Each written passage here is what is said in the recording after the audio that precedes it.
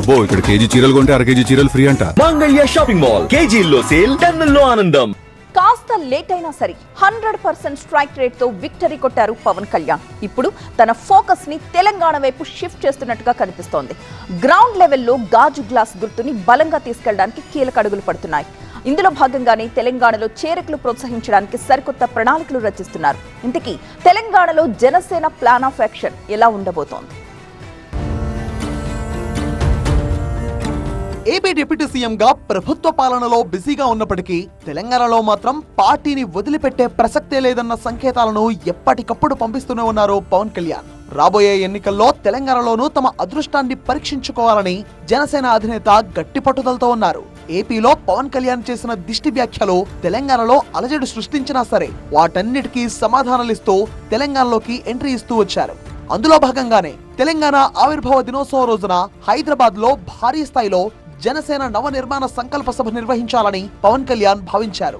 అయితే ఆ సభపై తెలంగాణ రాజకీయ వర్గాల్లో తీవ్ర వ్యతిరేకత వ్యక్తమైంది. కాంగ్రెస్ పార్టీ మంత్రులతో పాటు పలు పార్టీల నేతలు ఈ సభను వ్యతిరేకించారు.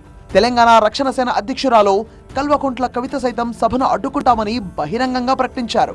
భద్రతా కారణాలు, రాజకీయ ఉద్రిక్తతల నేపథ్యంలో పోలీసులు ఆ సభకు ఇచ్చిన అనుమతిని రద్దు చేశారు. సభకు అనుమతి నిరాకరించడం, ఇతర నేతల విమర్శలపై ఆయన గట్టిగానే రియాక్ట్ అయ్యారు. తెలంగాణ ఎవరబ్బా సొత్తు కాదు, ఇది భారతదేశంలో అంతర్భాగం అని కమెంట్ చేస్తూ తాను ఇక్కడే ఉండి పోరాడతానని సవాల్ విసిరారు. అసలు జనసేన పుట్టిందే తెలంగాణ గడ్డపై అంటూ నిందించారు. రాబోయే రోజుల్లో తెలంగాణలోనూ రాజకీయాలు చేసి తీరుతానని, ఎన్నికల్లో పోటీ చేస్తామని శపథం చేశారు. ఈ రచ్చ జరిగిన కొన్ని రోజులకే హనుమకొండలో ప్రాణాంతకమైన అరుదైన జన్యు వ్యాధితో బాధపడిన నిరంజన్ చివరి కోరికను తీర్చడానికి పవన్ కళ్యాణ్ స్వయంగా అతని ఇంటికి వెళ్లారు. అంతకంటే ముందు మే నెలలో తెలంగాణలో 9,400 కోట్ల రూపాయల విలువైన అభివృద్ధి ప్రాజెక్టులకు శంకుస్థాపన చేసేందుకు వచ్చిన ప్రధాని మోదీకి హైదరాబాద్ వచ్చి మరీ పవన్ కళ్యాణ్ స్వాగతం పలికారు. ఇవన్నీ తెలంగాణలో తన రాజకీయ ప్రస్థానం కొనసాగుతుందంటూ పవన్ కళ్యాణ్ పంపిన సంకేతాలే. కట్ చేస్తే తెలంగాణలో జనసేనను బలోపేతం చేయడమే లక్ష్యంగా పార్టీ అధినేత పవన్ కళ్యాణ్ పక్కా స్కెచ్ రెడీ చేశారు. పార్టీలో చేరాలనుకునే ఆసక్తి గల నాయకులు, వివిధ వర్గాల ప్రముఖులతో సంప్రదింపులు జరిపేందుకు ప్రత్యేకంగా ఒక కమిటీని నియమించారు. హైదరాబాద్ లోని పార్టీ కార్యాలయంలో చేరికల కోసం ఒక ప్రత్యేక డెస్క్ ను కూడా ఏర్పాటు చేశారు. రాజకీయాలపై ఆసక్తి ఉన్న యువత, ఇతర పార్టీల అసంతృప్త నేతలను జనసేన వైపు ఆకర్షించేలా ఈ డెస్క్ ద్వారా వ్యూహాత్మకంగా పావులు కదుపుతున్నారు. తెలంగాణలో గ్రామీణ, పట్టణ స్థాయిల్లో పార్టీని బలోపేతం చేయడానికి 36,000కు పైగా దరఖాస్తులను పరిశీలిస్తూ రాష్ట్ర వ్యాప్త కమిటీల నియామకం చేపట్టారు. రాబోయే జెడ్పీటీసీ, ఎంపీటీసీ, మున్సిపల్ ఎన్నికల కోసం పార్లమెంట్ నియోజకవర్గాల వారీగా పర్యటనలు, కార్యాచరణను జనసేన శ్రేణులు సిద్ధం చేస్తున్నాయి.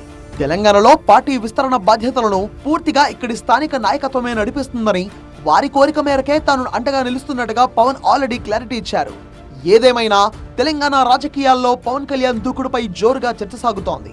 గతంలో రాష్ట్ర విభజన తీరుపై పవన్ కళ్యాణ్ చేసిన వ్యాఖ్యలు తెలంగాణ ప్రజలపై, ముఖ్యంగా ఉద్యమకారులపై ఏ మేరకు ప్రభావం చూపుతాయనేది ఇప్పుడు హాట్ టాపిక్ అయింది.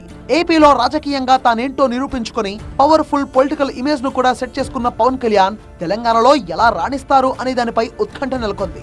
తెలంగాణలో పవన్ కళ్యాణ్ అభిమానుల నుంచి వస్తున్న మద్దతు జనసేనకు ఏ స్థాయిలో ప్లస్ అవుతుంది అనేది కూడా ఆసక్తికరంగా మారింది. మొత్తానికి ఏపీలో సత్తా చాటుతున్న పవన్ కళ్యాణ్ ఇప్పుడు తెలంగాణ గడ్డపై జనసేన జెండా ఎగురవేయాలని చేస్తున్న ప్రయత్నాలు ఎంతవరకు సఫలమవుతాయో వేచి చూడాలి.